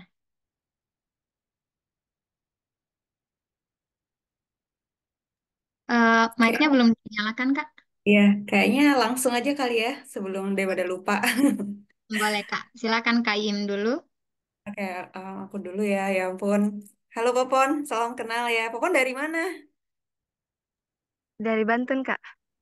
Oh, dari Banten, masih di Jawa ya. Em, saya rasa itu nggak hanya permasalahan untuk seumur Popon ya, maksudnya sekarang masih mahasiswa kan, itu kayaknya akan dihadapi oleh manusia sampai kapanpun gitu ya untuk rasa percaya diri itu. Cuman yang paling penting di sini adalah ketika kita tahu bahwa em, nilai diri kita tuh ada di mana sih gitu loh, kemampuan kita apa. Dan kalau misalnya kita yakin kita ada kemampuan itu, ya kita harus percaya diri. Nah, percaya diri itu memang harus dari diri kita sih, Popon, gitu. Jadi, jangan takut mencoba. Mencoba juga nggak bayar, ya kan? Jadi, coba aja, nothing tulus, gitu. Ketika kita udah berani melangkah buat mencoba, itu tuh udah, kita tuh udah one step ahead dari teman-teman lain yang nggak mencoba, gitu. Jadi, paling tidak, coba aja dulu. Gagal mah biasa, lebih baik gagal mencoba daripada nggak coba sama sekali. Percaya deh. Jadi lebih baik kalau misalnya kita udah mencoba tapi gagal, paling nggak kita udah satu langkah nih ke depan, kita bisa evaluasi, kita bisa tahu, oh jadi gini rasanya untuk ada di tahap ini. Jadi saya tahu apa yang harus diperbaiki, apa yang harus ditingkatkan, kayak gitu. Jadi itu proses kok, tenang aja, itu proses hidup yang memang harus kita jalani gitu. Jadi jangan takut. Ayo, semangat. Percaya deh pada diri sendiri gitu. Mungkin Mbak Dimah mau nambahin? Mungkin kalau Mbak Popon ini ya, kakak apa Mbak nih ya, Mbak Popon ini mungkin pemalu mungkin dasarnya ya, malu, introvert gitu ya mungkin. Aku kayak ngerasa nggak pantas. Jangan, ini adalah salah satu yang membuat kita tidak bisa maju. Jadi mungkin kalau memang teman-teman kadang ada kepikiran keresahan-keresahan itu pasti ada ya. Zaman dulu sampai sekarang ini kita pun ya yang sudah tua nih udah juga ngerasa aduh kayaknya aku nggak berani deh ngambil job ini atau misalkan project ini kayaknya aku nggak berani deh kayaknya belum pantas, pasti ada ya kekhawatiran-kekhawatiran itu. Tapi kalau misalkan kita kok sebenarnya tahu kita bisa, kita agak nge-push diri kita sendiri itu bisa. Ambil aja kesempatan itu, jangan sampai orang lain yang pegang gitu. Jadi yang penting kalian tahu, misalkan ya, kita misalkan kemampuan kita di 60 lah ya. Jadi kalau kita ngambil 80 kan agak keberatan, kita tahu ya. Tapi kalau misalkan kita, aku bisa kok sebenarnya 70, 75, ambil aja, ya apa. Tapi kalau misalkan kita tahu kemampuan kita cuma 60, itu jobnya di 100 ya, agak ya udah lah ya. Tapi kalau misalkan seperti yang bilang Kak Iin tadi, tapi jangan khawatir untuk memulai. Jadi yang paling inti adalah teman-teman jangan dengarkan orang-orang yang gelembosi, istilahnya apa ya, kayak ah, kamu kayak gitu aja mana bisa, kamu kayak gini-gini, kayak apa ya, toksik ya, orang-orang toksik yang bilang kamu nggak akan bisa dan sebagainya, itu nggak usah didengerin. Yang penting diri kalian ini yang utamanya. Jadi kalau misalkan ada kesempatan, ambil aja. Yang penting kita bisa tahu nge-push dirinya itu seberapa. Jadi kayak misalkan, Pak ini ada deadline seminggu lagi, harus seminggu lagi aku bisa Pak ya, enggak ya, kita kira-kira kalau aku agak mengurangi waktu tidur atau aku mengurangi aktivitas, kayaknya bisa, ambil aja kesempatan itu. Jadi kayak orang-orang mental-mental orang sukses ya, kayak yang artis-artis sukses dan sebagainya, itu juga karena berani untuk ngambil risiko. Jadi memang resikonya itu ada, tapi ya yang penting kita berani aja. Itu tadi yang dibilang Kak Iin kan. Jadi jangan khawatir toh nggak bayar. Nah, yang paling penting nggak bayar ini ya. Yang penting nggak rugi. Jadi kesempatan itu ada, ambil aja. Kayak ditawarin, Kak Popon ini bisa nggak ngisi materi ini?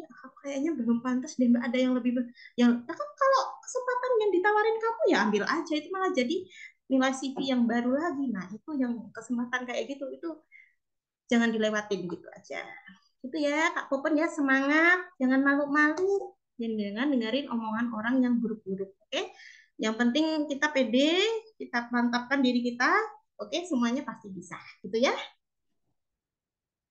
Oke, terima kasih Kak Nimah dan Kak Iim untuk jawabannya. Gimana nih Kak Popon? Udah lega belum?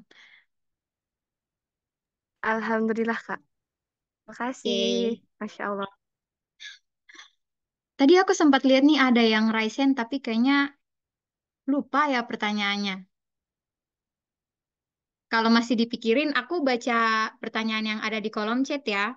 Nih ada pertanyaan dari Putri Ningsi dari Bali. Eh, Kak Putri ini merupakan salah satu mahasiswa Diploma 3 Analis Kesehatan yang baru masuk semester 3. Nah, dia minta pendapat dari Kak Iim dan juga Kak Nima nih.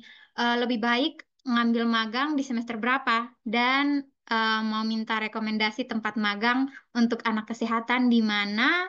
Dan juga tips dan trik agar diterima. Karena katanya lowongan magang di bagian lab sangat ketat dan banyak prosedur yang harus dijalani. Oke, mulai dari Kak Siti dulu. Kak. Oke, pertanyaan dari Putri ya, dari Bali nih, gitu. Salam kenal Putri. Jadi ini dia mahasiswa analis ya, analis kesehatan gitu. Untuk magang, saya nggak tahu ya pendidikan sekarang tuh gimana. Tapi kalau zaman saya dulu, mungkin kalau bidan dulu tuh saya ada profesi ya namanya ya. Jadi ya ibaratnya seperti magang gitu 1 tahun di pendidikan. Jadi em, itu di semester, mulai dari semester ya profesi sih. Tapi sebelumnya juga kita ada di sela-sela untuk praktek klinik sih namanya ya gitu. Tapi kalau setahu saya em, rata-rata magang sekarang itu kan ada di semester akhir kalau nggak salah ya. Jadi untuk D3 mungkin ada di semester 6 atau 5 gitu. Tapi balik lagi tergantung institusi kalau menurut saya. Jadi mending konsultasi aja ke bagian akademiknya gitu ya. Untuk magang ini sebaiknya bisa di semester berapa kayak gitu sih. Tapi terus kalau untuk apa rekomendasi tempat magang karena analis ya, jadi mohon maaf mungkin saya kurang relevan juga untuk bisa ngasih tahu tempat yang apa sesuai gitu ya. Tapi sepertinya bisa di puskesmas, rumah sakit, dan sekarang lab-lab pun juga banyak kok yang membutuhkan analis gitu. Jadi boleh dicoba aja gitu ya. Itu kalau dari saya. Oke, mungkin menambahkan ya, kalau ini ada juga kebetulan adik-adik magang dari semester berapa, saya kok lupa nanya ya. Jadi mungkin tanya ke kampusnya, bener tadi ya. Jadi antara 3 5 mungkin ya. Kan lulusnya di semester 6 kan ya. 5 kayaknya ke PPT, mungkin ke 3 atau 4 libur kan biasanya magang itu ada magang wajib sama magang non wajib ya. Jadi kalau misalkan magang wajib ya ambil magang wajib kan biasanya dimudahkan sama kampus kalau masalah magang wajib. Mungkin yang dimaksud Kak siapa tadi namanya? Yang dari Bali. Nah, itu mungkin magang yang mandiri ya. Nah, kalau magang mandiri bisa sebenarnya dilaksanakan untuk syarat-syaratnya mungkin kemarin ada pengalaman biasanya syarat ini sih kalau magang namanya magang ya biasanya kalau instansi pemerintah kayak puskesmas itu kadang juga nggak ngasih gaji gitu ya. Jadi mungkin pertama dijelaskan tidak ada gajinya atau teman-teman di sini nggak boleh merepotkan dan sebagainya. Biasanya kan kalau adik magang kadang minta diarahkan dan sebagainya. Tapi kalau misalkan kalian sudah semester-semester yang memang bisa untuk menangani pasien, jadi tinggal jalan aja gitu. Yang penting ada perizinan ke dinas satu pintu kalau nggak salah itu sudah dikantongin izinnya, kemudian masuk ke instansi terkait, biasanya izin ke kepala puskesmas ataupun kepala tata usaha. Jadi nanti dikasih waktu kapan. Ada juga teman-teman analis kesehatan yang di puskesmas saya itu dulunya magang di puskesmas kita, terus lanjut dia jadi pegawai juga di sini. Jadi jadi gaji tapi setelah lulus. Jadi gajinya kayak BLUD gitu kalau di puskesmas. Untuk masalah lowongan pekerjaan magangnya di mana, seperti yang bilang Kak Iim tadi bisa di puskesmas, bisa di rumah sakit, klinik-klinik kayak Kimia Farma gitu juga biasanya butuh. Jadi yang penting teman-teman memang apply-apply dulu sih ya sambil cari info. Kira-kira bisa nggak Kak? Atau kami mau magang, jadi nggak perlu dibayar nggak apa-apa. Harus dijelaskan ya awal biasanya. Kalau Kak ada lowongan nggak Kak? Biasanya kan ada yang DM-DM gitu ya di akun media sosialnya Puskesmas itu. Kalau lowongan nggak ada, soalnya kita nggak masang lowongan pekerjaan. Biasanya kan kalau lowongan arahnya ke gaji ya. Nah, mungkin kalau di puskesmas memang tidak ada anggaran khusus untuk anak magang. Itu sih biasanya yang kita terapin gitu. Jadi nggak apa-apa, yang penting dicoba aja. Itu ya. Oke, terima kasih Kak Im dan Kak Nima. Gimana nih, Kak Putri, apakah sudah terjawab? Izin Boleh menjawab, balas di... Oke, terima izin kasih. menjawab sudah Kak. Terima kasih untuk jawaban terbaiknya. Oke, terima kasih. Selanjutnya ada nih yang raise hand, Kak Alivia Nurkalisa dari Sulawesi. Silahkan. Baik, Kak. Terima kasih atas kesempatannya. Perkenalkan, saya Alivia Nurhalisa, saya dari Sulawesi Tengah, dan juga saya merupakan mahasiswa kebidanan. Di sini, Kak, saya ingin cerita sedikit pengalaman. Sebelumnya kan saya ada dinas di salah satu puskesmas di daerah saya, di mana di situ saya menemukan ada seorang bidan yang memberikan susu formula kepada bayi neonatus atau bayi yang baru lahir. Karena menurut keilmuan sebaiknya itu bayi neonatus atau baru lahir itu diberikan ASI eksklusif minimal 6 bulan. 6 bulan setelah dia lahir. Menurut Kakak, pertanyaannya bagaimana tanggapan Kakak mengenai hal tersebut dan upaya apa sih yang sebaiknya dilakukan agar tidak ada lagi oknum-oknum bidan yang melakukan hal tersebut. Baik, terima kasih. Oke, terima kasih. Kalau untuk pertanyaan ini, aku persilahkan Kak Iim jawab dulu deh. Oke, terima kasih. Halo Alif, ya salam kenal gitu ya. Oh, udah Kakak, sempet magang ya berarti ya di puskesmas ya. sudah Kak. Ya, Alhamdulillah.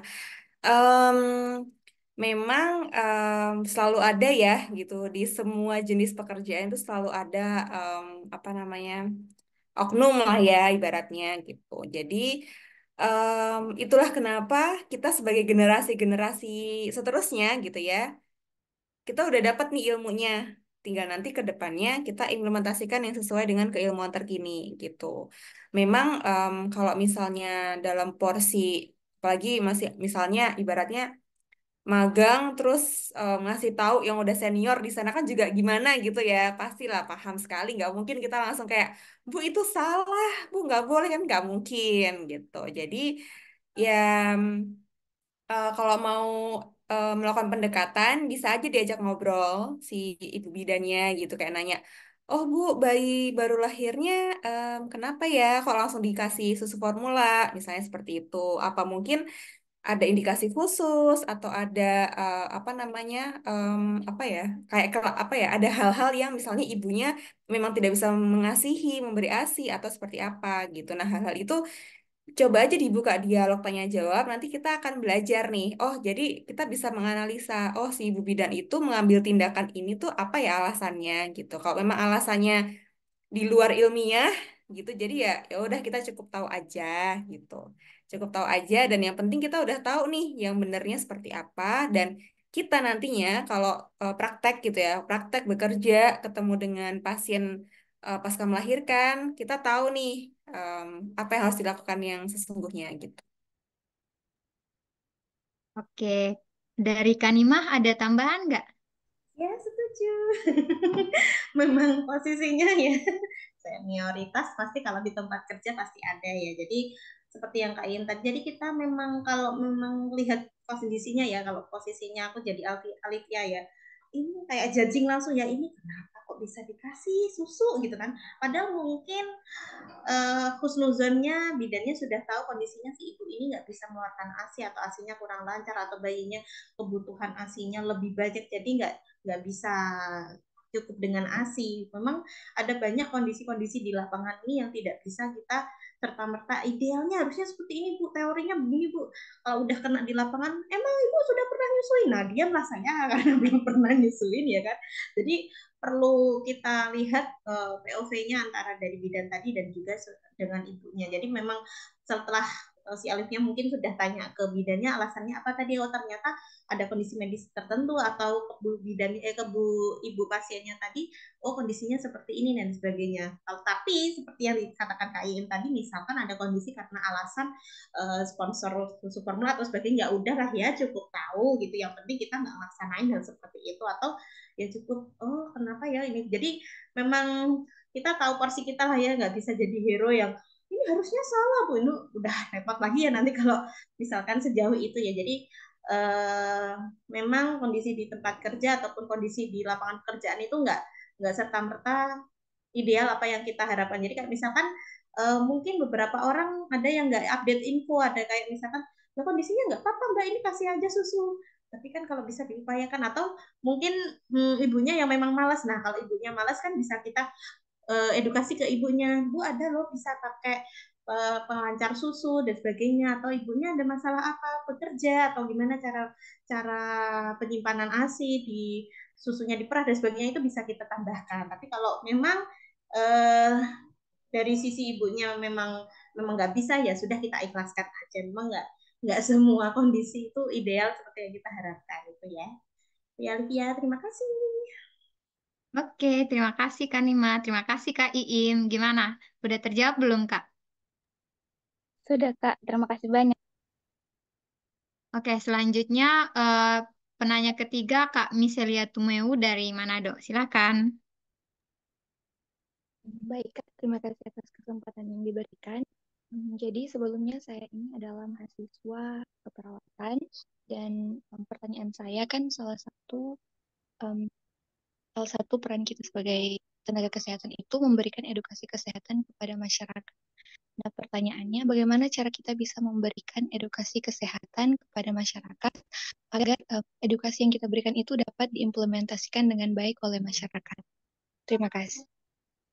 Oke, terima kasih. Untuk pertanyaan ini, aku persilakan Kanima untuk menjawab terlebih dahulu. Dan dikarenakan kita sedang dikejar oleh waktu, aku izin untuk Kanima dan Kak Iim menjawab secara padat ya. Terima kasih. Ya, sama-sama. Untuk misalnya, jadi untuk edukasi yang bisa kita laksanakan agar tepat sasaran, kita pahami dulu kebutuhan dari sasaran ini dan mungkin background-nya. Jadi kayak misalkan jangan menggunakan istilah-istilah yang medis, istilah-istilah yang sulit untuk masyarakat awam. Jadi kayak misalkan, Bu ini nanti tinggi fundusnya apa? Tinggi fundus terus, Bu ini nanti untuk laktogen untuk langsung ya kalimat-kalimat yang istilah-istilah medis itu jangan diberikan ke orang awam, itu akan susah memahami. Kita sudah menjelaskan daki-daki ya, tapi ternyata sasaran kita nggak paham ya karena istilah istilah-istilah itu tadi. Kemudian selain itu juga gunakan lingkungan yang kondusif, jangan yang kayak ibunya lagi buru-buru, terus sebentar saya mau cerita nih, jangan. Jadi kalau misalkan kondisinya sudah tenang, nggak ribut dan sebagainya, baru kita bisa menjalankan edukasi dengan maksimal. Jadi yang namanya edukasi ini memang banyak faktor, yang mungkin faktor lingkungan, faktor pendidikan orangnya, dan juga kondisi dari beliaunya ini memang mau apa enggak lagi dikasih edukasi. Kayak misalkan kita ngomongin bahaya rokok, bapak-bapak ini modelnya sudah, Allah mbak ini ngomongin apa, nah itu sudah mental ya, jadi susah. Jadi memang kita harus melakukan pendekatan. Ada yang memang penyuluhan itu bisa dilakukan berkelompok, ada yang harus dilakukan secara personal atau konseling, itu juga bisa beda-beda kasusnya. Nah ini yang perlu kita dalami lagi. Jadi banyak banyak poin-poin yang perlu kita siapkan agar edukasi ini bisa masuk secara maksimal. Jadi dari 100 mungkin nggak tumpah terlalu banyak biar masuk secara maksimal, itu juga ada trik-trik khususnya. Itu tadi ya, bisa lihat. Jadi secara global pahami dulu karakter orangnya, pendidikannya, kemudian kondisi lingkungan diperhatikan semaksimal mungkin, kondisinya kondusif, dan juga istilah-istilah yang sulit itu dikurangi. Jadi beliaunya lebih paham dan bisa kita ulang. Oh, tadi saya jelaskan bisa dilaksanakan Ibu, jadi perlu diulang lagi. Maka yang kita jelaskan tadi bisa dipahami sama audiens. Itu sih dari saya. Terima kasih. Oke, terima kasih Kak Anima. Selanjutnya untuk Kak Iim. Ya, betul ya tadi ya. Selain mungkin bahasa, kemudian pahami audiens, mungkin kita juga bisa menyampaikan menggunakan hal yang langsung mereka pahami gitu. Misalnya contoh nih pengalaman untuk konseling KB pasca persalinan ya. Kadang-kadang klien kayak, aduh kenapa sih nyuruh-nyuruh saya KB abis ngelahirin gitu kan. Ya terserah dong gini-gini. Tapi ketika kita menyambungkan dengan hal yang sehari-hari mereka alami, misalnya, Bu, nanti kalau misalnya Bu nggak KB, bayangin ya anak Ibu masih bayi umur setahun. Kondisi ekonomi ibu seperti ini, anak ibu udah 4 nih, tambah si bayi jadi 5. Nanti kalau ibu hamil lagi, 6 anak, nanti susunya gimana bu? Nanti ibu makin banyak loh ngeluarin uangnya, nanti berasnya makin banyak loh habisnya, dan lain-lain. Jadi ibunya akan langsung berpikir, oh jadi iya ya gitu ya, nanti ini pengaruh juga ke ekonomi keluarga gitu. Jadi ibunya langsung kayak nyambung gitu loh. Jadi arahnya apa ya? Kita kadang-kadang bisa menyampaikan ke implikasi-implikasi lain yang memang hari-harinya ibu itu alami gitu sih. Itu aja, Mel. Oke, terima kasih. Semoga menjawab ya, Michelia. Oke, nah kita sudah tiba di penghujung acara kita hari ini. Terima kasih untuk Kak Nimah dan juga Kak Iim untuk ilmu dan wawasan yang sudah dibagikan kepada kami pada acara talk show hari ini. Semoga dengan adanya acara hari ini dapat membawa kita semua untuk menentukan arah karir kita dengan lebih prima. Yuk, kasih tepuk tangan yang meriah untuk Kak Iim dan juga Kak Nimah. Oke, selanjutnya kita akan foto bersama. Jadi aku mohon untuk sahabat kakak yang belum menyalakan kamera agar segera menyalakan kamera dan kita bisa ambil foto bersama, mengabadikan momen bersama dengan Kak Iim dan juga Kak Nimah.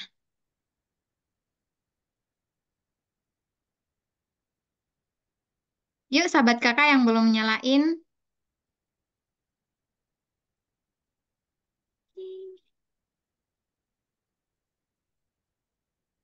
Oke, aku lihat udah cukup banyak yang nyalain kameranya. Aku pandu ya. Oke. 1, 2, 3. Oke. Wih.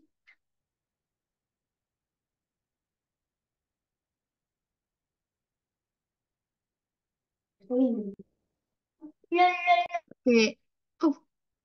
Wait. Layar kedua. 1, 2, 3.